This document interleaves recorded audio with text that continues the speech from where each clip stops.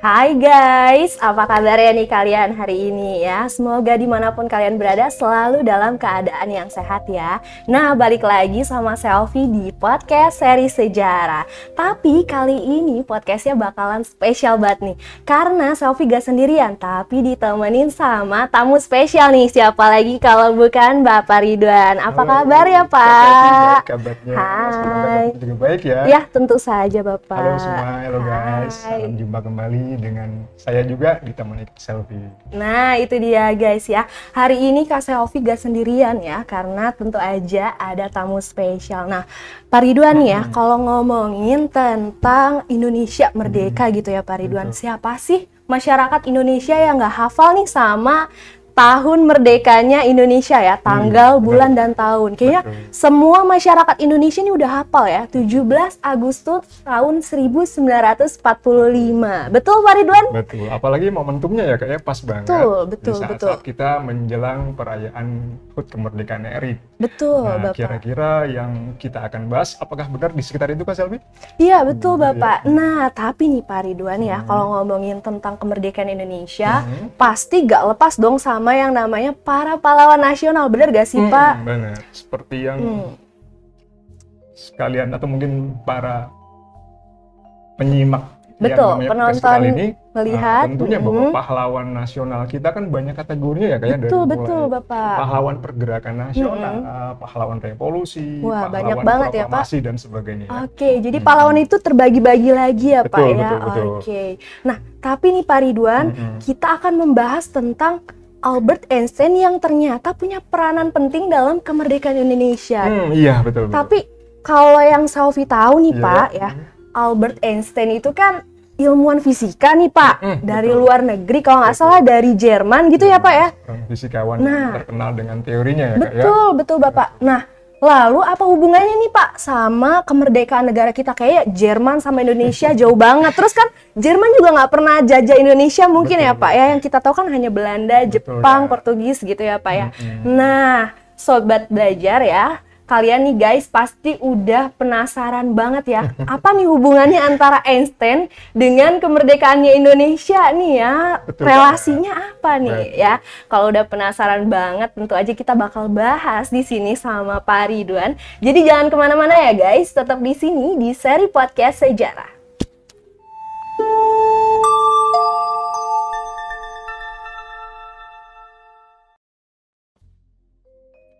Nah guys, balik lagi nih ya sama Selfie dan juga Pak Ridwan ya. Nah tadi kita udah spoilerin nih ya Pak ya. betul. Kalau misalnya ternyata Indonesia merdeka tidak hanya atas campur tangan atau atas Jasa, usaha usaha dan para jasa para pahlawan kita, nasional ya. tapi ternyata seorang ilmuwan fisika nih Pak ya, yang kita betul. kenal sebagai Albert Einstein yang begitu jeniusnya ya Pak ya, punya peranan ternyata nih. Ternyata punya peranan bagi proses kemerdekaan Indonesia nih Kak Itu Selfie. kayak Selfie baru denger banget nih Pak ya. Mungkin kalian nih guys ya yang nonton podcast ini juga baru tahu nih, wah apa hubungannya nih. Nah udah penasaran banget nih Pak, tapi pengen tahu dulu dong gimana sih, siapa sih sebetulnya Albert Einstein itu. Nah dari Baik, Kak mungkin Selfie. dari awal dia lahirnya dan sampai bagaimana peranannya, Siap, boleh siap. Pak dijelasin dulu nih awalnya Oke, gimana. siap. Baik guys semuanya nih ya, kita akan bahas nih sesuai yang tadi sudah digambarkan oleh Kak Selfie bahwa gimana ya atau sejauh apa pengaruh dan juga keterkaitan antara kemerdekaan Indonesia di tahun 1945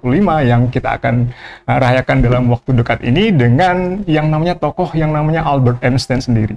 Nah Kak Selfie, kalau berbicara mengenai proklamasi kemerdekaan kita nih, tentunya Bapak. kenapa nggak bisa dilepaskan dari tokoh Albert Einstein? Mungkin saya sedikit membuka dari mulai sisi biografis beliau ya Kak Selfie ya. Boleh banget dong Pak. Sedikit nih Kak. Oke, boleh. Saya akan coba memberikan gambaran bahwa Albert Einstein ini sebagai seorang jenius yang kita sudah kenal bersama ya, Betul, yang Pak. terkenal dengan teori relativitasnya, sehingga mungkin dari salah satu penemuannya itu pun beliau akan dapat penghargaan Nobel ya Kak. Wah, hebat di banget ya, tahun Pak, ya. 1921. Jadi kita betul-betul ingat tentang kehebatan beliau. Tetapi intinya kalau boleh saya gambarkan dari sejak awal dulu, mungkin Kak Selfie atau mungkin sobat yang lain juga sudah tahu, berangkat dari seorang yang dilahirkan di wilayah Württemberg di Jerman, di daerah itu.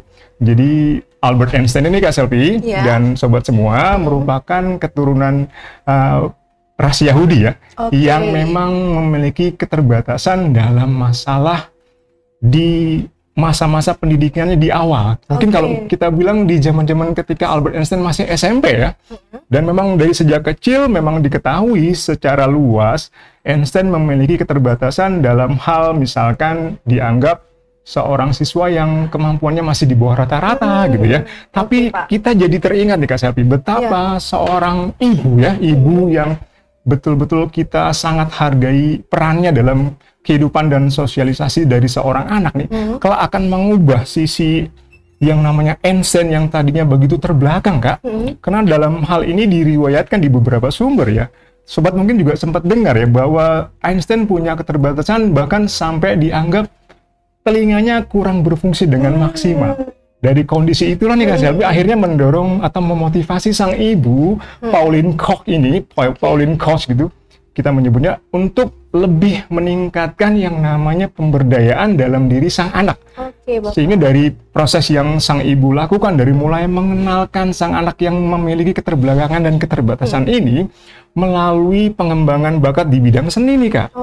Dan juga khususnya seni musik, yang mungkin Kak Selvi sama Sobat Belajar mungkin sudah tahu juga adalah seni musik dalam bidang alat musik biola nih Kak. Nah mungkin jadinya dari eksplorasi seni yang ditanamkan oleh sang ibu nih Kak, nanti Einstein berkembang menjadi sosok yang semakin bisa gitu ya, meningkatkan kemampuan dan potensi dalam dirinya. Apalagi juga sang ibu nih Kak, sambil menambahkan yang namanya pengetahuan tentang masalah lingkungan gitu, sehingga dari sejak kecil Einstein yang memang dianggap kurang berwawasan gitu ya, masih kurang sosialisasi dengan teman-teman sepermainannya, mulai diperkenalkan dengan alam dan lingkungan sekitar, sehingga kalau bisa kita katakan nih Kak, Einstein punya kemampuan dalam dirinya untuk lebih peka terhadap lingkungan, terhadap masalah sosial dan juga kemanusiaan. Di sisi lain dalam bidang akademisnya pun akhirnya mengalami perkembangan pesat yang didorong oleh yang namanya rangsangan seni musik tadi nih Kak. Nah dari situ nih Kak Selvi bisa kita lihat ketika di masa remajanya nih Kak.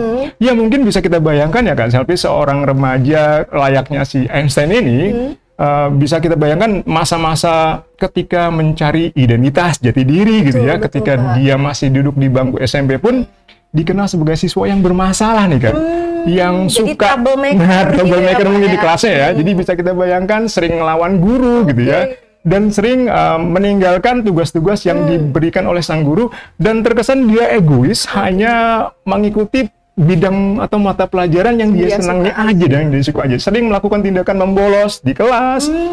Pada akhirnya masalah yang muncul adalah Einstein pernah dikeluarkan nih Kak dari sekolahnya.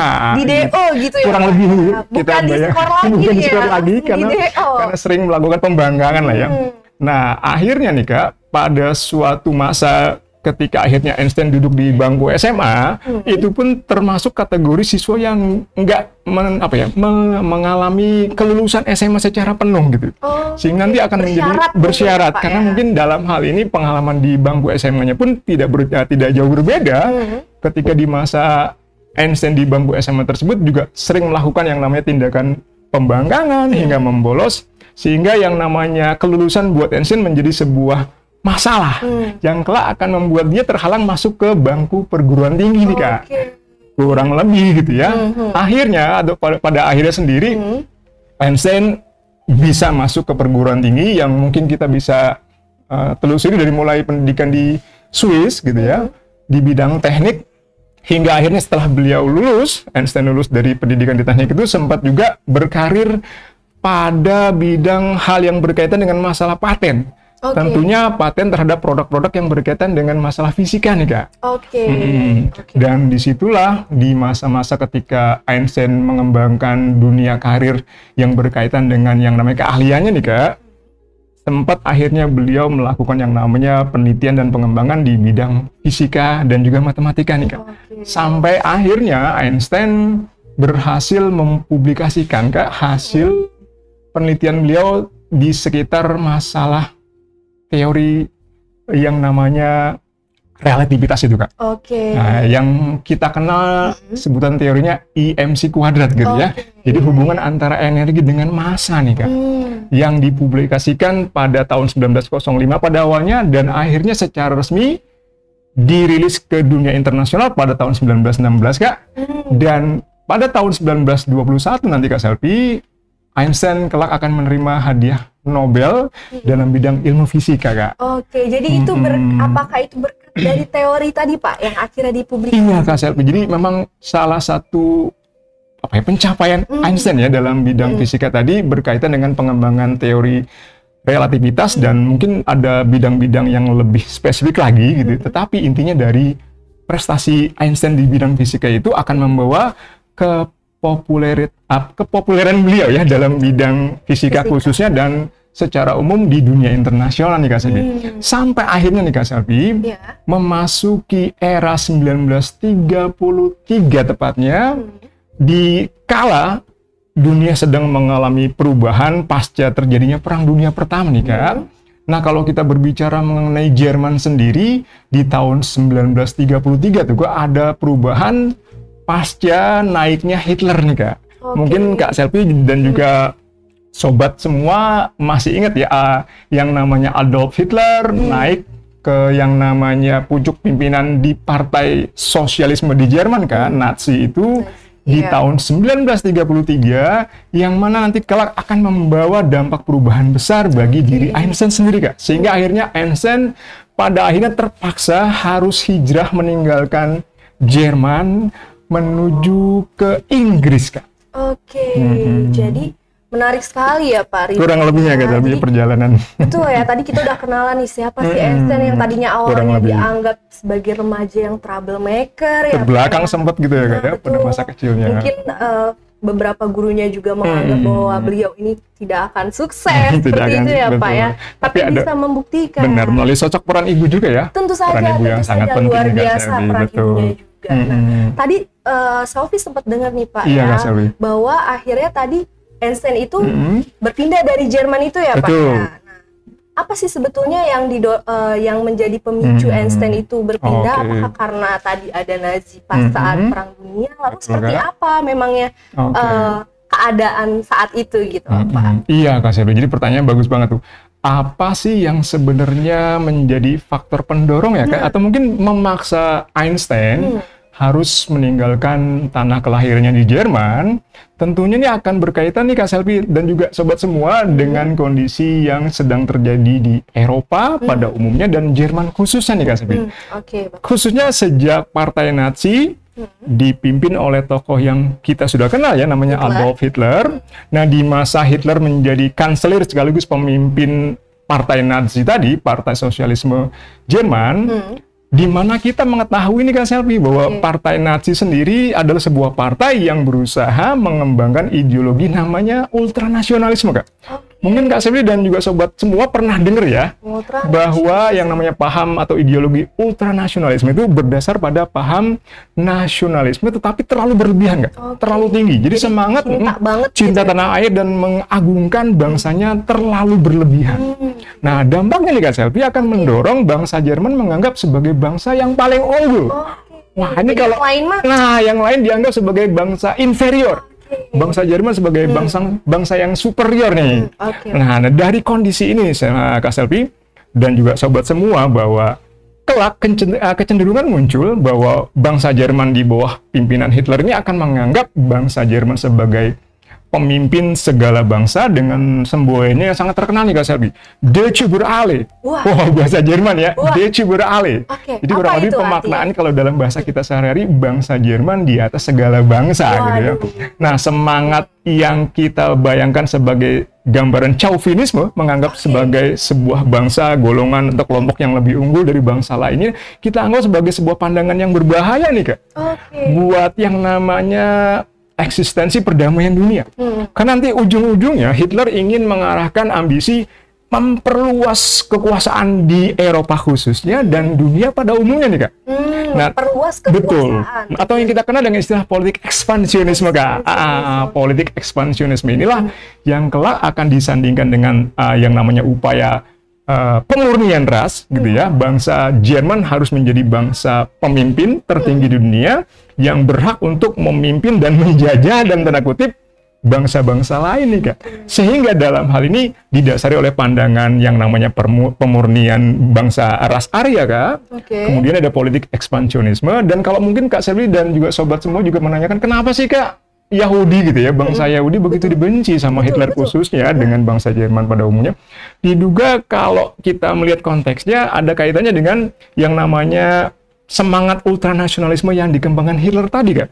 Jadi ketika ada upaya menjadikan ras Arya sebagai ras terunggul, di sisi lain juga diduga menurut beberapa sumber nih Kak, ada trauma yang dialami Hitler secara personal ketika ia mengalami pengalaman pahit dengan orang-orang Yahudi di sekitarnya, dari mulai kematian yang janggal yang dialami oleh ibunya pada saat dirawat oleh seorang dokter Yahudi, sampai dengan yang namanya propaganda yang berkembang pasca Perang Dunia Pertama nih Kak.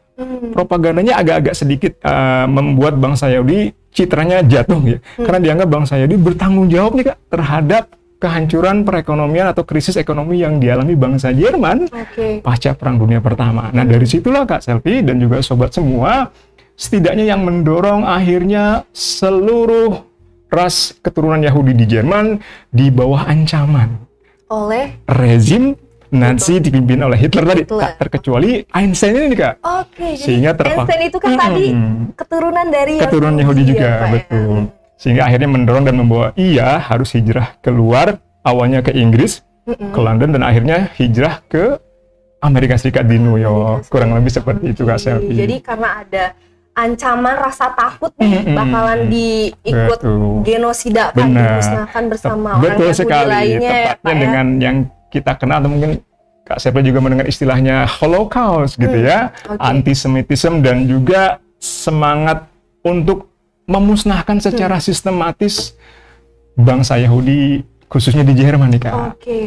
Nah, tadi ngomongin ekspansionisme ya Kak, menyebabkan ternyata juga Indonesia yang akhirnya dijajah oleh Jepang ya Pak ya. Nah, itu gimana sih Pak ceritanya tuh Pak? Terkaitannya gimana tuh ya? Dari Pak, Jerman di Eropa, terus kaitannya secara nggak langsung Indonesia mengalami penjajahan Jepang ya Kak? Nah, mungkin Kak Selvi dengan sobat semua juga pernah membayangkan ya bahwa yang namanya Jerman juga merasa yakin kalau ingin bisa menguasai nih Kak, kawasan di seluruh dunia, tidak terkecuali di Eropa, membutuhkan yang namanya sekutu ya Kak.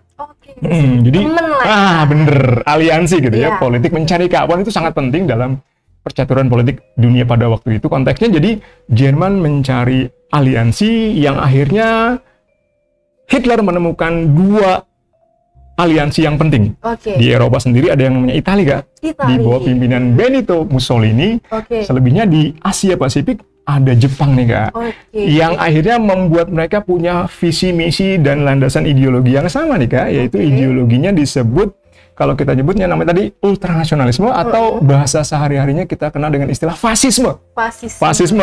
Yaitu yang membawa ketiga negara tadi, Jerman, Italia, dan Jepang nih Kak Selvi, sebagai bangsa yang meyakini paling unggul di dunia dan punya hak untuk menjajah wilayah-wilayah lain melalui politik ekspansionisme ya Kak, atau disebutnya politik perluasan wilayah.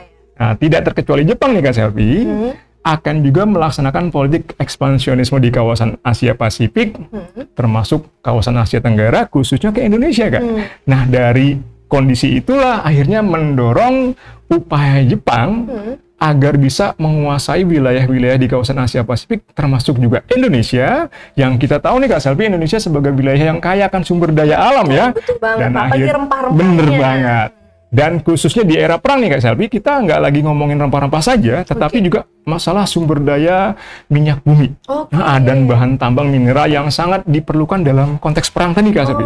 Sehingga kondisinya lagi perang nih Kak Selvi, di mana kita tahu Jepang memang sangat memiliki keterbatasan sumber daya alam, dan akhirnya menjadikan Indonesia sebagai target untuk jadi wilayah yang bisa dieksploitasi, memproduksi bahan-bahan kebutuhan perang nih Kak. Jadi kurang lebih keterkaitannya itu ya Kak, bahwa pada akhirnya Indonesia kena getahnya juga dari politik ekspansionisme, walaupun nggak secara langsung oleh Jerman nih, gitu kan. Betul. Tetapi ternyata oleh sekutunya Jerman di Pasifik, yaitu Jepang sendiri nih Kak Selvi. Kurang lebih gitu seperti ya, itu. Pak ya. Jadi tujuannya itu ekspansionisme itu untuk mencari juga memperluas kemudian wilayah juga kekuasaan, betul, memperoleh yang namanya kebutuhan ya Kak, sumber bahan mentah. Berarti itu kejadiannya di Perang Dunia Kedua ya, Pak? Tahun 1939 sampai hingga 1945 Kak. Oh, 45. Hingga 1945 karena ditutup ketika akhirnya dua kota di Jepang Kak. Kak Selvi pasti masih ingat ya? Betul, ingat banget ya. Dibom tanggal 6 dan 9. Mantap. Kak Selvi ya, sejarahnya mantap juga ya. Itu paling saya hafal. Nah, seperti yang Kak Selvi tahu nih, dampak dari dijatuhkannya bom atom di kota Hiroshima dan Nagasaki, kelak juga akan mendorong perubahan besar bagi perkembangan sejarah politik di Indonesia. Khususnya akan menjadi pintu pembuka nih Kak, bagi proses kemerdekaan kita yang udah kita perjuangkan dari zaman-zaman dahulu kala nih Kak. Tapi sebelum ke situ Pak Ridwan, Selvi masih penasaran. Awalnya kenapa sih kok tiba-tiba Jepang gitu ya, apalagi dua kotanya yang begitu penting bagi negara Jepang, tiba-tiba dijatuhi oleh sekutu dengan bom atom ya. Nah, itu gimana Pak kronologinya? Sebenarnya inilah inti dari hal yang sedang kita diskusikan ya, Kak Selvi dan juga sobat semua, bahwa ternyata di tengah-tengah hubungan Einstein dengan yang namanya kemerdekaan kita tadi nih sobat dan Kak Selvi, yaitu adalah fenomena pengembangan senjata pemusnah massal bom atom sendiri nih Kak Selvi. Jadi tujuannya pemusnah massal yang pada awalnya kita kaitkan dengan sebuah pencapaian yang dilakukan sama Albert Einstein sendiri Kak. Di tahun 1905 ya. Ini masih berkaitan dengan sang tokoh tadi nih, sang si genius ini ya. Betul, berangkat dari hasil penemuan teori relativitas Einstein tadi Kak. Nanti kelak para ilmuwan di Jerman akan mengembangkan yang namanya teknologi pengembangan nuklir tadi yang didasari oleh yang namanya teori hasil dari penelitiannya Albert Einstein. Dan kalau kita hubungkan dengan Perang Dunia Kedua nih Kak Selvi, memasuki masa mau Perang Dunia Kedua pecah ya tahun 1939, pas banget ketika itu para ilmuwan Jerman sedang meneliti upaya untuk menciptakan sebuah senjata pemusnah massal berbasis teknologi nuklir Kak. Nah pada akhirnya nih berita tersebut bocor juga dan terdengar di telinga para ahli nuklir dan juga ahli fisika ya Kak, dari berbagai negara termasuk di Amerika Serikat sendiri Kak, ada banyak juga di situ para ahli pengembangan teknologi nuklir yang merupakan keturunan Yahudi juga nih Kak, yang juga pernah bersekolah di Jerman. Bahkan ada salah satu tokohnya Leo Schneider ini ya. Leo Schneider ini sebenarnya ada seorang ahli fisika yang pernah menuntut ilmu di Jerman dan memiliki guru, yaitu tidak lain adalah Einstein sendiri nih Kak. Nah, berangkat dari hasil pengetahuan sang tokoh tadi, Leo, mendengar bahwa perkembangan teknologi nuklir sedang dikembangkan oleh Jerman, muncullah kekhawatiran nih Kak. Dari Leo tentang ancaman potensi yang namanya terhadap perdamaian dunia Kak. Dan bisa jadi akan membawa kehancuran ya Kak bagi umat manusia itu sendiri. Di tengah-tengah ancaman terjadinya perang dunia yang kelak akan terjadi di tahun 1939 itu Kak. Pada akhirnya Leo tadi, tokoh yang juga kita kenal sebagai kolega Einstein, akan berencana mengirimkan surat nih Kak. Mengirimkan surat kepada seorang presiden, yaitu Presiden Amerika Serikat Kak, Franklin Delano Roosevelt. Yang presiden pada saat itu Kak, pada tahun 1939 ya. Yang isinya kurang lebih ingin memperingatkan tentang potensi bahaya kalau sampai teknologi bom atom yang dikembangkan Jerman ini lolos dan berhasil diciptakan, akan bisa mengancam yang namanya perdamaian dan kepentingan sekutu nih Kak. Oleh karenanya itu, jadi Leo ini benar-benar menganggap suratnya penting. Tapi dia menyadari nih Kak, bahwa siapalah dia gitu ya, karena bukan orang yang terkenal, dan ia langsung memikirkan tokoh yang pantas untuk mengirimkannya, yaitu siapa lagi kalau bukan Einstein. Nah, Albert Einstein yang sudah terkenal dengan hadiah Nobel yang ia terima sebagai tokoh fisikawan yang berhasil menemukan teori relativitas. dalam punya berkembang. influence yang lebih Betul, besar Kak. ya, Pak, ya? Selanjutnya Kak Selvi bisa menebaknya ya. Einstein akan bertemu dengan Leo dan akhirnya berdiskusi tentang yang namanya rencana ia memberikan peringatan kepada presiden, dan akhirnya Einstein setuju nih, Kak. Dan lewat Einstein lah kelak surat tersebut akan disampaikan kepada Presiden FDR tadi.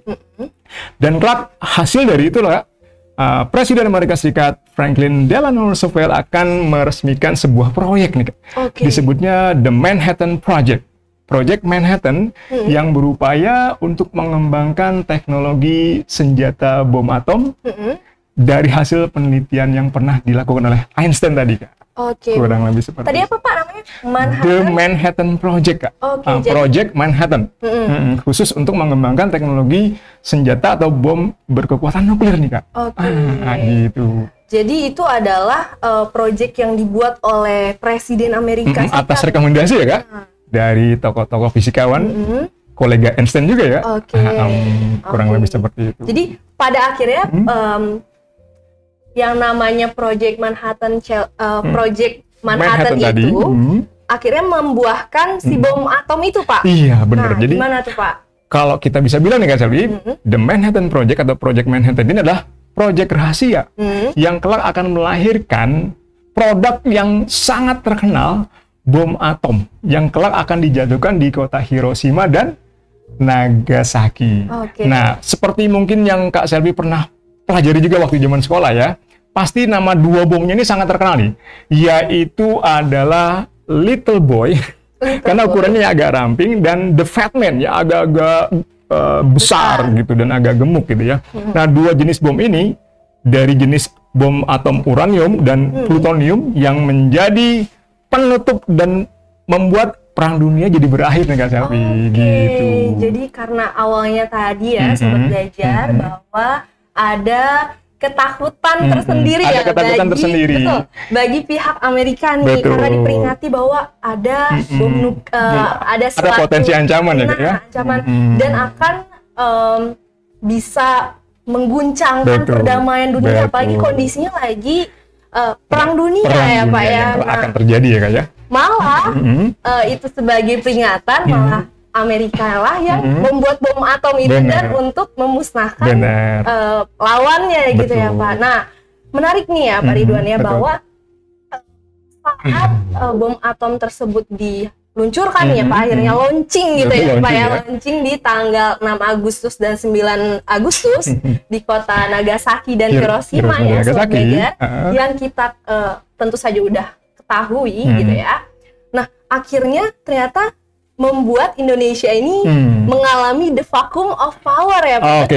Vacuum of power gitu ya, Kak, maksudnya. Bener, jadi kalau kita telusuri ya, Kak, dampak dari dijatuhkannya bom atom di Hiroshima dan Nagasaki adalah nggak lama kemudian Jepang akan bertekuk lutut nih, Kak, menyerah tanpa syarat kepada pihak sekutu Amerika. Nah, dari peristiwa itu ya, akan membawa hikmah gitu ya, atau mungkin kalau kita istilahkan blessing in disguise gitu ya, keberkahan yang tersamarkan yang membawa keuntungan justru buat kita. Nah, di satu sisi penting ya penemuan teknologi bom atom tadi yang sudah dari sejak awal dirintis oleh Einstein, gitu, campur tangan Presiden Amerika Serikat, munculnya Project Manhattan, dan akhirnya membawa berkah buat bangsa Indonesia sebagai pembuka jalan bagi kemerdekaan kita nih, Kak. Nah, bisa dibayangkan Jepang menyerah, Indonesia mengalami yang Kak Sebel bilang the vacuum of power atau masa kekosongan kekuasaan nih, Kak. Sejak Jepang menyerah, sekutunya belum datang dan muncullah tindakan dari para pemuda mendesak Soekarno-Hatta untuk segera memproklamirkan kemerdekaan ya, Kak. Dan endingnya Kak Selvi dan juga sobat semua sudah tahu ya bahwa kelak akan mendorong terjadinya peristiwa Rengas Dengklok yang melahirkan dalam hal ini adalah proses proklamasi di esok harinya nih, Kak, yang kelak kita akan peringati. Iya, gitu. betul. Oh, jadi seperti itu ya, Pak. Bagaimana peranan Einstein terhadap kemerdekaan Indonesia. Oke, coba nih ya, Pak ya. Saya tarik garis lurusnya lagi ya, garis besarnya. Jadi ternyata Einstein ini ya, yang awalnya dia orang Jerman, kemudian akhirnya pergi dari Jerman karena ketakutannya terhadap ancaman yang akan digenosida karena dia adalah orang Yahudi ya, Pak ya.